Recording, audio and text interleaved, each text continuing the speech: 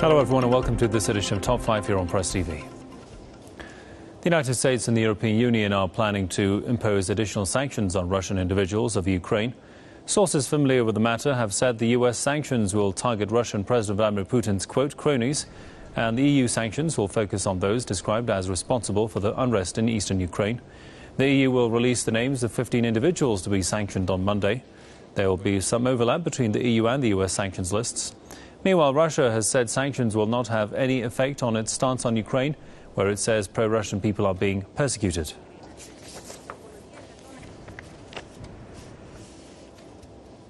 Let's go to Washington and talk to Dr. Webster Tarpley, author and historian. Welcome to the programme, sir.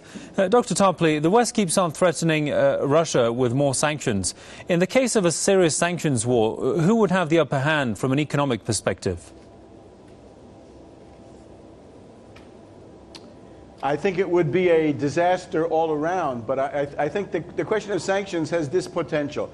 Today we had S&P bond rating agency downgrade the Russian debt to one notch above junk. What this is doing is destroying, or potentially destroying, the entire apparatus we call globalization. Globalization is a nice way to describe the unipolar financial arrangements of the world, which have prevailed since about 1991. And really the only way this could be torn down, which I think is the imperative interest of most of the people in the world, would be to have a very large country such as Russia be forced out of it, perhaps responding with capital controls, exchange controls, nationalizing, confiscating foreign investments, and things of this sort, the kinds of things that happen in a war or near-war situation. The people here in Washington don't quite grasp it. In Washington, we have a kind of psychosis of Russophobia. We have a ruling class which is so obsessed with the idea of hegemony, the unipolar world, that they're blind to the fact that this is not tenable in today's world. So they're hysterically pushing ahead with these sanctions. I don't think the sanctions will work. My estimate is a large military escalation cannot be more than 7 to 10 days away. The date that's circulating now is the 2nd of May.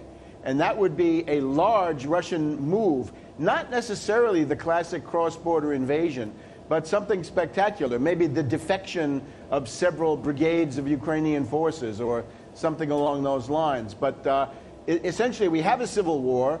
It was goaded by Brennan of the CIA and Biden, the vice president, and Russian speakers are being killed, and Russia has been issuing these stern warnings all week, but the U.S. and the British and the NATO command don't seem to get it. So Ukraine, so to speak, is asking for it.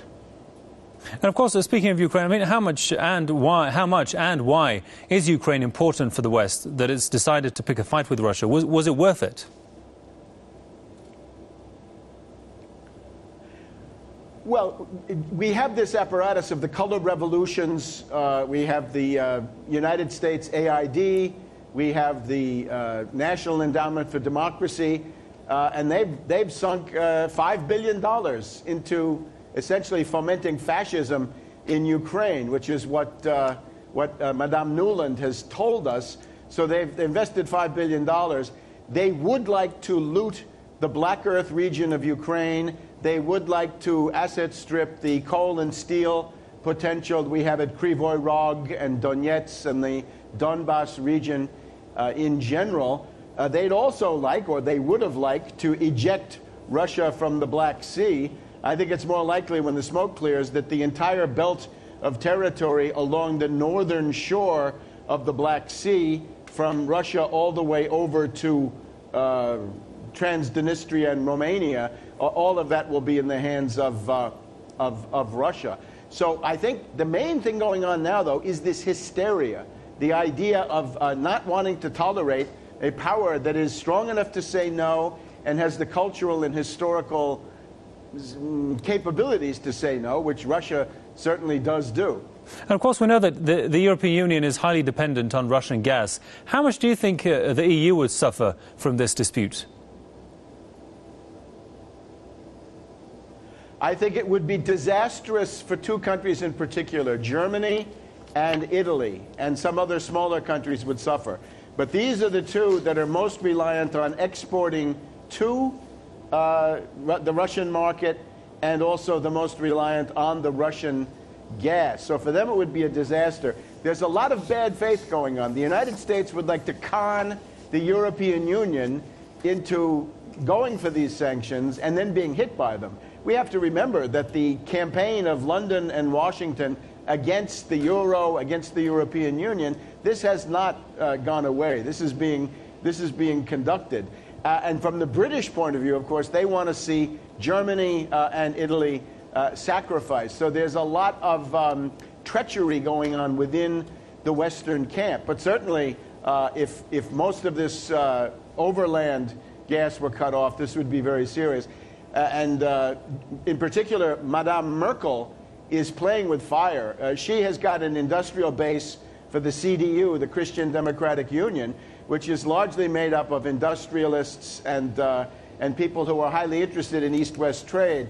Right. And if she crosses them, the Merkel era may end much sooner than we think. All right, we'll leave it there for the time being. As always, thanks to Dr. Webster Griffin Tarpley from Washington.